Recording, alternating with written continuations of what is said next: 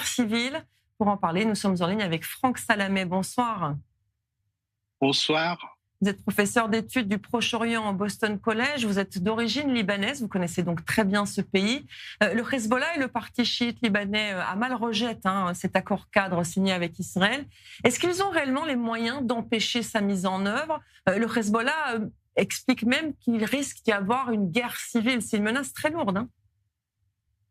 Oui, c'est une menace très lourde. Il y a toujours ce risque, c'est possible, mais à mon sens, c'est improbable. Le Hezbollah détient toujours de ces manœuvres rhétoriques, mais je crois que militairement, moralement, politiquement, même, je dirais, du côté de légitimité, il est très affaibli. Donc, je sais pas, je doute qu'il ait toujours cette possibilité, bien sûr, de menacer, mais est-ce qu'il y aurait vraiment une guerre civile? Une guerre civile contre qui? Avec qui? L'armée libanaise reste, je crois, l'institution la plus respectée au sein de la communauté générale libanaise, mais la communauté internationale aussi. J'ai lu quelque part ce matin à 95%. Je doute que ce serait probable une guerre civile. Encore une fois, une guerre civile contre qui et avec qui? Je ne crois pas que le Hezbollah ait les capacités militaires en ce moment d'entrer dans cette aventure. Alors pour la première fois depuis longtemps, le président libanais, le Premier ministre semble vouloir reprendre la main face au Hezbollah. Est-ce que l'État libanais est réellement en train de s'émanciper de l'influence du mouvement chiite et au-delà de la République islamique d'Iran? À titre personnel, moi, je crois que oui. Maintenant, je ne sais pas comment les choses vont évoluer, mais je crois que cette histoire d'émancipation bat son plein en ce moment.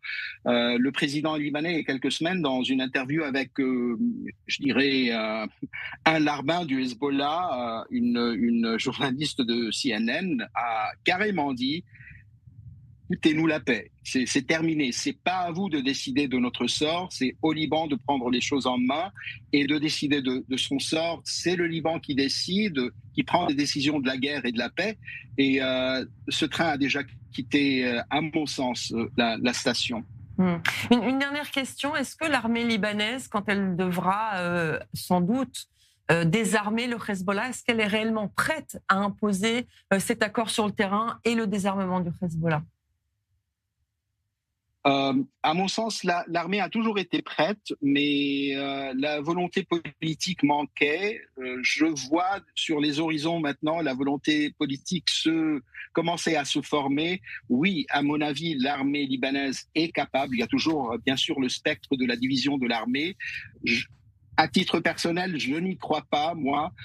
L'armée libanaise, bien sûr, s'est divisée maintes fois dans l'histoire récente du Liban, mais si vous regardez bien cette histoire, l'armée s'est divisée quand elle a été forcée de rester dans les casernes. Donc l'armée normalement ne se divise pas sur le champ de bataille, ce que les Français appellent les champs d'honneur. Donc il y a toujours un esprit de corps qui vient souder l'armée, même une armée comme celle du Liban, très communautaire.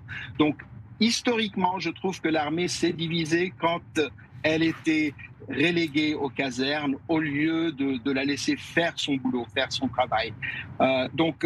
Pour répondre à votre question, oui, l'armée est en capacité d'imposer, bien sûr, il faut prendre en considération le fait que le Hezbollah est très affaibli, est très isolé. Même le soutien gouvernemental au sein du gouvernement et au Parlement libanais, les soutiens du Hezbollah sont très isolés en ce moment. Donc, tout ce qui manque, c'est la volonté politique. Une fois une décision est prise, je crois que l'armée fera son job. Merci beaucoup, en tout cas, Franck Salamé, de nous avoir consacré ces quelques minutes sur Radio 24 News. Merci beaucoup. Merci.